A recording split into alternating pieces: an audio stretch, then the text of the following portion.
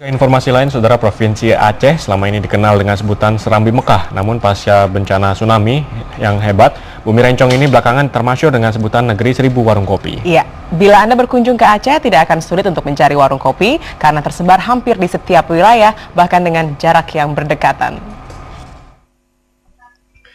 Kota Banda Aceh kini sudah dikenal dengan Kota Seribu Warung Kopi.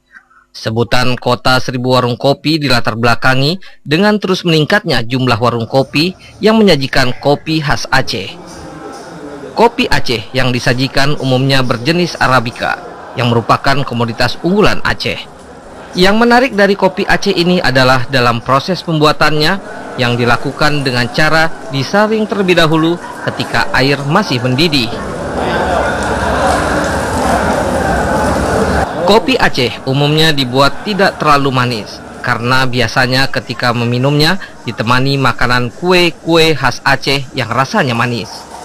Keberadaan warung kopi Aceh yang sangat banyak bertebaran, mendorong setiap warung menampilkan kelebihan-kelebihan tersendiri untuk dapat menarik pelanggannya. Tidak ada warung kopi Aceh yang terlihat sepi konsumen, namun masing-masing warung kopi memiliki pelanggannya tersendiri.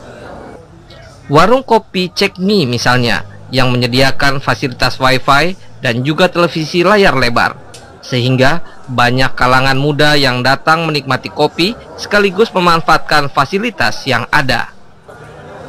Rata-rata memang warung kopi di Banda Acehnya, khususnya di sini, rata-rata memang semua rame. Itu tergantung dari kita, pelayanan kita, pelanggan yang sini kan tergantung sama kita, kualitas kita, dari kita basa-basi kita jualan sama pelanggan senang kita lihat. Ngopi bagi warga Aceh juga sudah menjadi sarana hiburan dan bagian dari lifestyle atau gaya hidup. Maklum saja, karena di Provinsi Aceh menerapkan hukum syariat Islam, minim sekali hiburan. Karena minimnya sarana hiburan pula, berkumpul di warung kopi menjadi tradisi bagi kaum laki-laki, selain tentu saja untuk menikmati minum kopi dan wadah untuk bertemu dengan kawan. Bahkan pada jam-jam kerja pun, berbagai kalangan melewatkan waktunya di warung kopi mulai pagi hingga malam hari. Para konsumen mengakui, selain lokasi tempatnya dan ketersediaan fasilitas di warung kopi, faktor kenyamanan juga menjadi pertimbangan mereka datang ke warung kopi tertentu. Mungkin kebiasaan orang Aceh ya Pak ya, udah tradisi gitu ngopi. Mungkin kalau nggak ngopi sehari aja rasanya gimana gitu rasanya Pak. Terus saya tertarik datang ke warkop gitu, kedai kopi. Memang saya pecandu kopi Pak, hobi minum kopi. Keberadaan warung kopi di Aceh dinilai oleh banyak kalangan, khususnya dari luar Aceh, sebagai suatu kegiatan yang sangat tidak positif. Namun kenyataannya, keberadaan warung kopi saat ini menjadi fenomena berbeda dibandingkan beberapa waktu lalu. Keberadaan warung kopi di Aceh sekarang tidak hanya sekedar untuk minum kopi dan nongkrong-nongkrong yang tidak ada manfaatnya.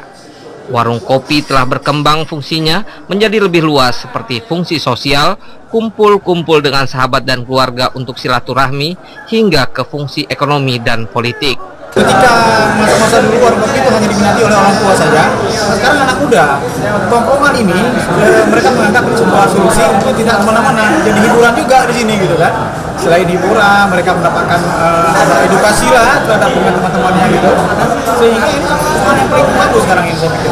Daripada anak muda kita hanya nongkrong di tempat-tempat yang sangat tertutup, mungkin ya orang tua mengkhawatirkan akan terjadi pelakuan yang sifatnya menjurus pada hal yang tidak baik, gitu kan.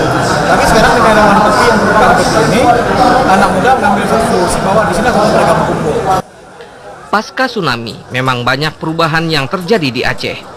Namun selain perubahan fisik, pembangunan ekonomi dan hiburan, Aceh pasca tsunami diharapkan mengubah kehidupan masyarakat Aceh yang tetap berakar pada budaya setempat yang agamis.